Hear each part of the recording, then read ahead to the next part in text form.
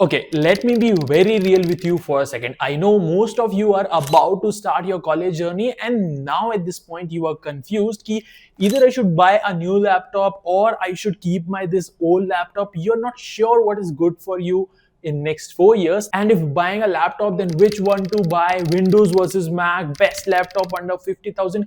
You are just full of confusion, and this is the very point where students ends up buying a wrong laptop. Now that's not visible when you're trying that in a store. That's visible in your second year, when the same laptop which was super fast on day one is now feeling like a fucking slow snail. And that will surely happen because honestly you do not know what you are about to use in that laptop. And at that point, you have to bear that for next coming 3 years or spend extra 60 to 80,000. And therefore, in this video, I'm not going to waste your time. I'll be very clear. First, we'll talk about the minimum benchmarks you should not go below while buying a laptop or while checking that your current laptop will work for next 4 years or not. And we'll not judge these randomly. We'll judge based on the use cases. Because I know, being a computer science student, doing specialization in machine learning, being a video editor, like using the laptop to the extreme. And I have used both Windows and Mac for half and half of my college life. And therefore, we'll talk about the minimum benchmark you should not go below while buying the laptop. And then we'll come to the great Windows versus Mac debate specifically for students. And no, it won't take time. I'll be very technical, very clear there, and you'll get your answer for sure. And lastly, in the third segment, it's gonna be fun because we'll be talking about the best laptop from 40K to 120K and single best laptop for every 10,000 range. मतलब 40 से 50K के बीच में कौन सा best है, 50 to 60K, 60 to 70, and till 1,20,000 based on your budget and the use cases which I'll let you know as a senior that you'll be using most in the college. And of course, for all the laptops and links, I have already made the best possible website for you where you can just based on your budget and use case select the best laptop, and in fact mobile and tab also if you are in search of it for you. And of course, you can look at different sales while buying on Amazon, Flipkart, or wherever. So all set? Cool. Let's get into it. First thing, you need to be very honest and aware about what all use cases you will be facing in next 4 years of your college life. And considering most of you will be going towards computer science, there will be majorly 4 use cases: programming, web dev, machine learning, and for some of you, video editing. Remember these 4 because all our recommendations and specs comes down comparing to these 4. Because your minimum specs changes depending on what's your priority among these 4. Number 1, RAM, and that needs to be 16 GB minimum.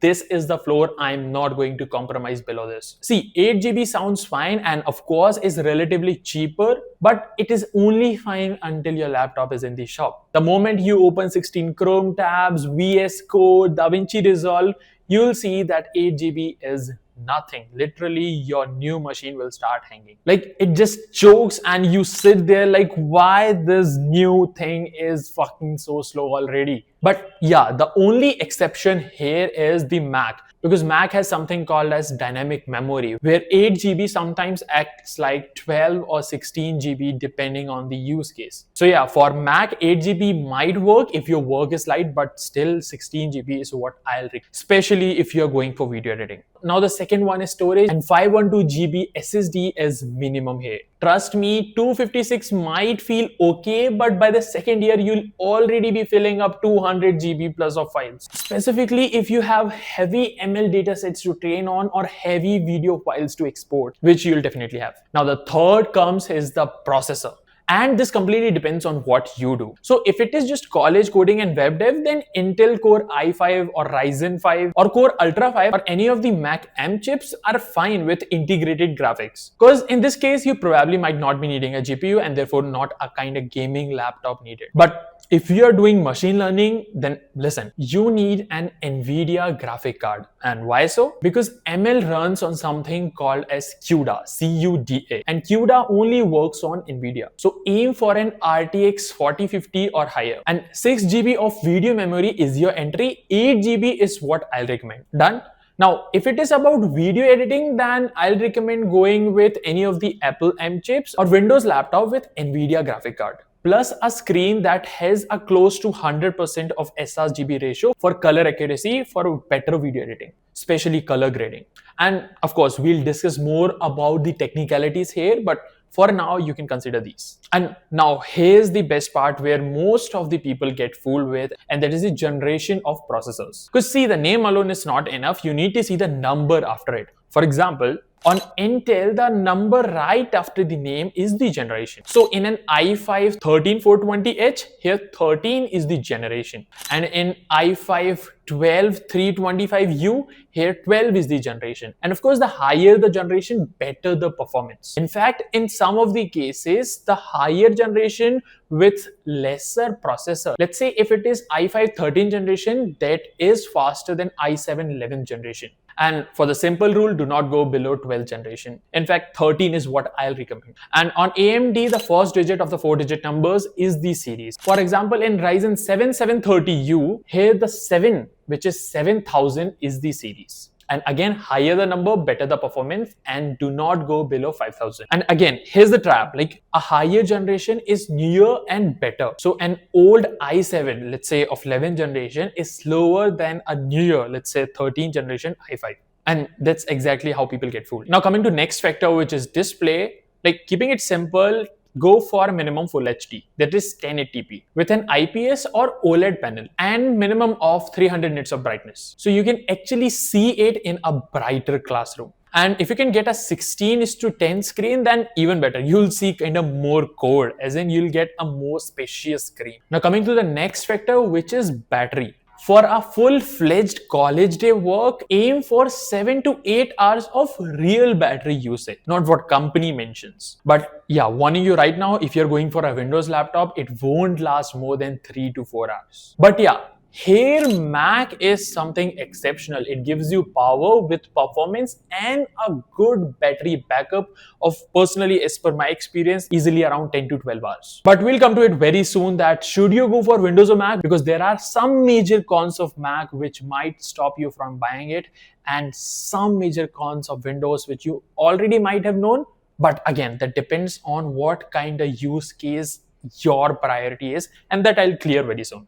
So yeah, that is your filter. Anything below this is something which you actually bought wrong. And here is all the minimum configuration I just told. So screenshot this and keep this in mind before buying your laptop. Okay, so now the great debate of Windows versus Mac. Bhaiya, kaun sa lein? And honestly, I have always been a Windows user until my second year. Then I switched to Mac. Therefore, I have a pretty good experience of judging both of them. In fact, इस video के just पहले I was testing out this 1.5 lakh का Windows का laptop and this 1.5 lakh का Mac. So I think we can draw a pretty good comparison and a conclusion here. So let's go.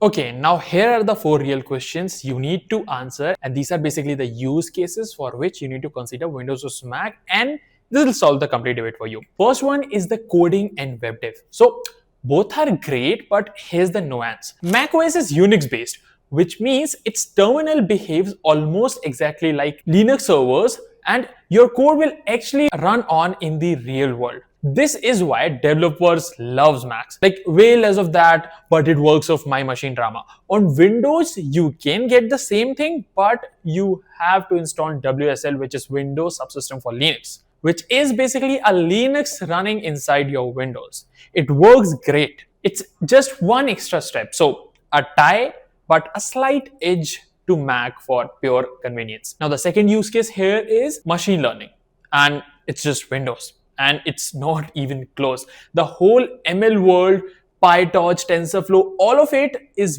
built around CUDA, as I told earlier, and CUDA is NVIDIA only. Macs use Apple's own thing called Metal or MPS, and yeah, it technically works, but half of the tutorials, models, and libraries just expect CUDA and will not run properly otherwise. So if ML is your thing, it is an NVIDIA Windows laptop or the cloud. On a Mac, locally, it is just not fucking happening in the way you need it to. The third use case for us is video editing, and now here, Mac actually flexes. Apple's M chips have a dedicated media engine, which is basically special hardware built just for video. So a thin little MacBook Air can edit 4K smoothly, silently on battery. A Windows laptop can be faster, sure, but it needs a proper NVIDIA GPU. And again, it will sound like a jet taking off and it dies in just 2 hours of the charger. So Mac for chill, efficient editing, and Windows for raw power when you are plugged in. But yeah, sorted Mac is suggested here. Now talking about software and compatibility, and this one is so underrated. Like Windows run basically everything, every .exe, every weird college portal, and every engineering tool like AutoCAD or MATLAB or some random simulation software your professor is obsessed with. So a lot of that stuff is Windows only and just works better there. Mac can run a lot of it through a translation layer called Rosetta, but not all of it. And remember those Snapdragon ARM Windows laptop? Same problem. Some apps do not run natively yet. So if your branch depends on specific Windows only software, honestly, the decision is already made for you. But yeah, for computer science, you might not be facing so many of such software which runs only on Windows. So need not to consider that very stiffly for computer science. And now, talking about gaming, so yeah, Windows obviously, DirectX, thousands of games, real GPUs. Mac gaming is still weak, so do not buy a Mac to game. Simple. Now talking a little about hardware, so ports and ecosystem. Windows gives you USB-A, HDMI, sometimes even a SD card slot, all the stuff you just plug in without hurting a dongle. But Macs give you mostly just USB-C. So welcome to the dongle life. But if you already own an iPhone, a Mac is beautiful. Like AirDrop has no comparison. Copy on your phone, paste on your Mac wirelessly. Take calls on the laptop. It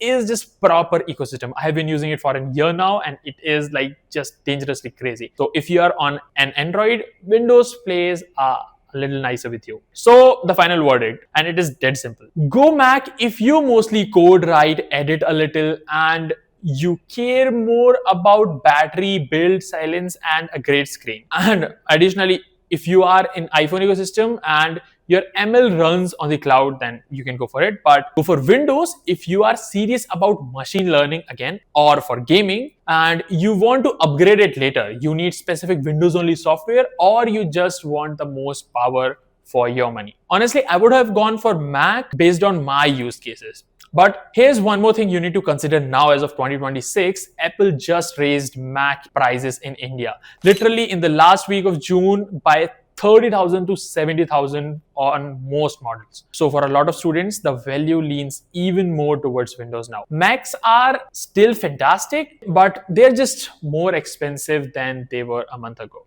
But now let's directly talk about laptops. Like the best laptop for every 10K bracket, starting from 40,000 and going up till 1,20,000. And yes, I know this was the part you were actually waiting for. So for every bracket, I will give you one main pick, and yes, again, everything is on the website, which I made specially for you. And where it matters is a quick swap if you are a gamer or a creator instead of normal student. So just find your budget, find your use case, and done. Now the first segment is 40,000 to 50,000. Here HP 15 with Ryzen 7730U, 8-core chip, 16GB RAM, 512GB ROM. This is the best value all-rounder. Period. It just flies through coding and college work. Only two things, like keep an eye on the price because it hovers right around 50K and the battery is just okay. So get the extended battery warranty. And if you want to stay safely under 50K, the Lenovo IdeaPad Slim 3 with i5-13420H is your backup. Now the next segment is 50 to 60K and Asus VivoBook or Acer Aspire Go 14 with the Core Ultra 5 125H. This is the most modern processor at this price. It has an NPU for on-device AI and a nice 16:10 screen. So best pick if you are a coder or a web dev student. And for alternate, if you want to start ML or editing, grab the Acer Nitro V, one of my favorite, with RTX 3050. Not very strong, but good enough. that gets you a real Nvidia card at this price. Now coming to the next segment, 60K to 70K, Lenovo IdeaPad Slim 5, Core Ultra 5 and go with OLED variant. Premium build, really good keyboard, and that OLED screen on some versions is just beautiful. This is your reliable, no tension, thin and light for 4 years. And if you want to hear the alternate, then if battery is your whole life, then the Snapdragon Acer Swift Go 14 does the 12 to 15 hours easy. Okay, coming to slightly expensive, the 70 to 80K bracket, Lenovo LOQ with RTX 4050. See, this is the cheapest real entry into ML, video editing and gaming, all in one machine because of that Nvidia card. Best value for pure power, no debate. Just know that it is heavy and the screen is only 1080p. So plug in an external monitor if you do the color work. And for alternate, if you want macOS, then MacBook Neo now starts at around 80,000 and sits right at the top of this bracket. So yeah, great for coding and battery, but only 8GB RAM. So please, not for ML or editing. And what I'm telling is the maximum range. With offers, you can go as low as 70,000 for a MacBook. Now coming to next bracket, this is 80K to 90K, Asus VivoBook S14 OLED Core Ultra 7 255H. Serious processing power in a light body, like gorgeous OLED and USB-C charging. This is the premium coders pick. But if you want to hear for alternate, then for gamers and ML folks, take the HP Victus with RTX 4050 around 89K. Okay, for a little rich kids, coming to 90K to 1 lakh wala bracket, Asus ZenBook 14 OLED. This is the best Windows Ultrabook you can buy. Like straight up stunning OLED, super light, all day battery. And one tip though, that get AMD Ryzen AI or Intel Lunar Lake version, not the top end Intel chip, because that one runs hot and drinks a lot of battery. But if you want to hear the alternate, then if you want the most gaming and ML power here, the Asus TUF A16 runs its RTX 4050 at a high 19 watts, which is a genuine jump. Now coming to 1 lakh to 1.1 lakh bracket, MacBook Air M4 16GB. So after Apple's price hike pushed M5 up to 1.49 lakhs, the M4 Air is now the Mac value sweet spot. 16GB, fanless, dead silent, around 15 hours of battery, and it is brilliant for coding, web dev, and quite video editing. Buy it now from a retailer though.